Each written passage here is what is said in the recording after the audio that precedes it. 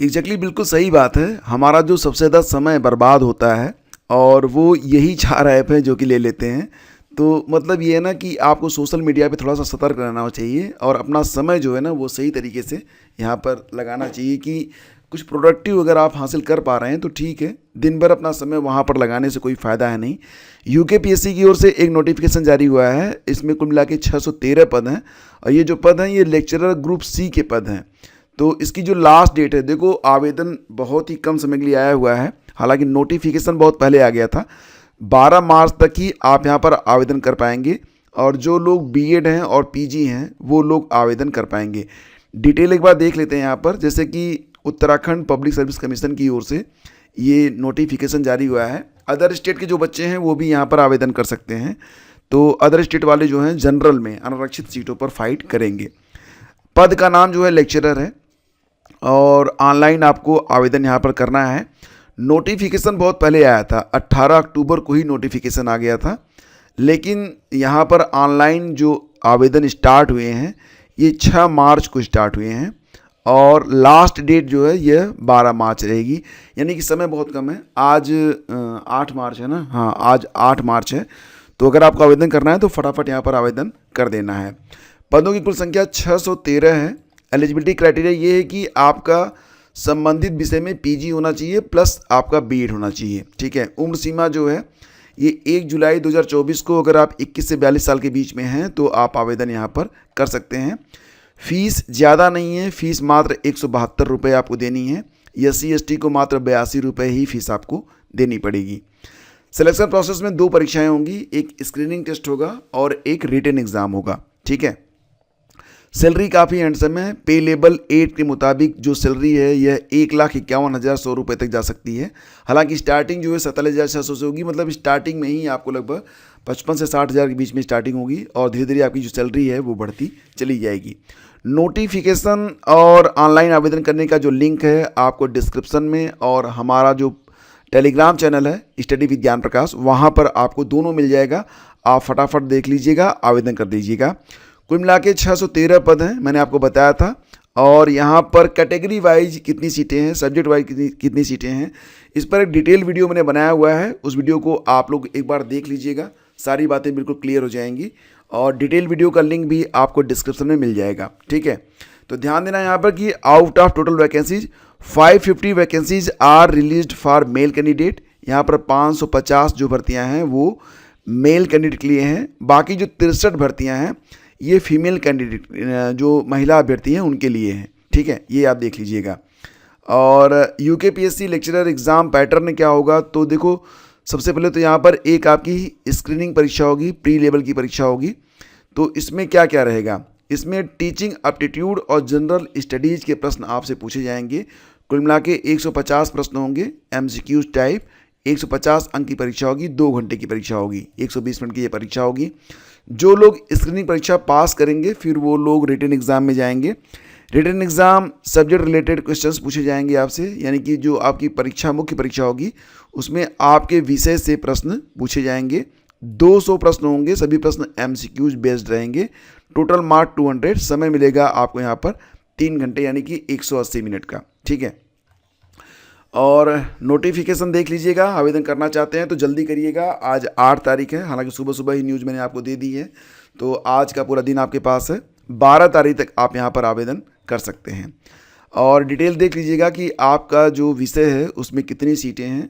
अगर आप other state के हैं, यूपी वगैरह से हैं, तो आप ये भी चेक कर लीजिएगा कि कितनी सीटें आपको मिल रही हैं। अब यहाँ पर देखेंगे पदोन्नति के लिए अनिवार्य है टीईटी। तो एनसीटी ने सर्वोच्च न्यायालय में दाखिल शपथ पत्र में नियुक्ति और पदोन्नति को लेकर अपनी स्थिति जो है वो स्पष्ट कर दी है।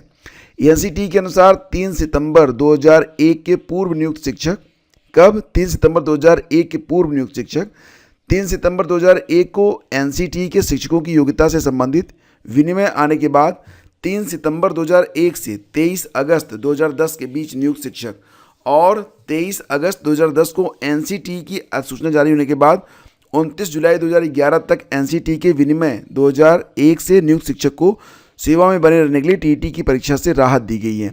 तो मतलब कंडीशन यहाँ पर अप्लाई है, लेकिन फिर भी सर्वोच्च न्यायालय में पदोन्नति में टीईटी को अनिवार्य कराने के लिए पैरवी कर रहे राहुल पांडे का कहना है कि एनसीटी ने 12 नवंबर 2014 को अधिसूचना जारी करके पदोन्नति में न्यूनतम योग्यता को अनिवार्य किया है।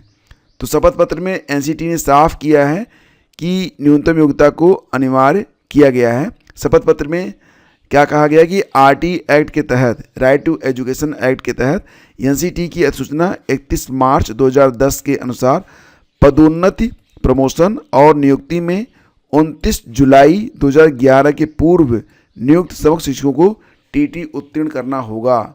मतलब इसके पहले भी 2011 के पहले भी जिनकी नियुक्ति हुई है, अगर उनको प्रमोशन लेना है तो टीटी पास करना पड़ेगा। ठीक है।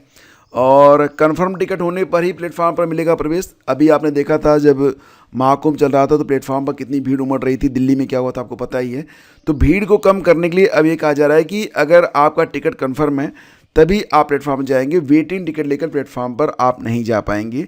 रेलवे स्टेशनों पर भीड़भाड़ और भगदड़ को रोकने के लिए रेलवे ने कुछ सख्त नियम बनाए हैं और रेलवे मंत्री अश्विनी वैष्णव की अध्यक्षता में गुरुवार को उच्च स्तरीय बैठक हुई है।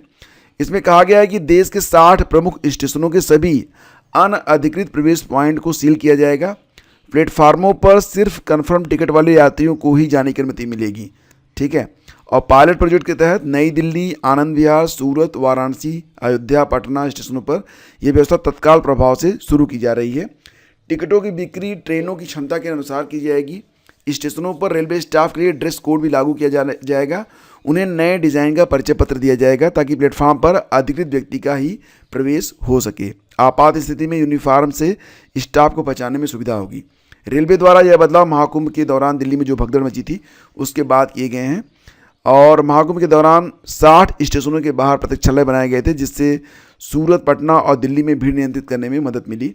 यात्रियों को तभी प्लेटफॉर्म पर जाने की अनुमति दी जाने लगी जब ट्रेन पहुंच जाती थी। इसे अस्थायी किए जाने से प्लेटफॉर्म पर अचानक आने वाली भीड़ को प्रतीक्षालय में रोका जा सकेगा और बिना टिकट या प्रतीक्षा सूची वाले यात्रियों को वेटिंग एरिया में ही रोका जाएगा।